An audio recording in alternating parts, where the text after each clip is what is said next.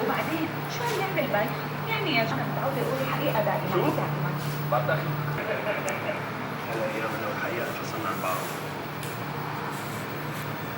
بعرف أكيد روزي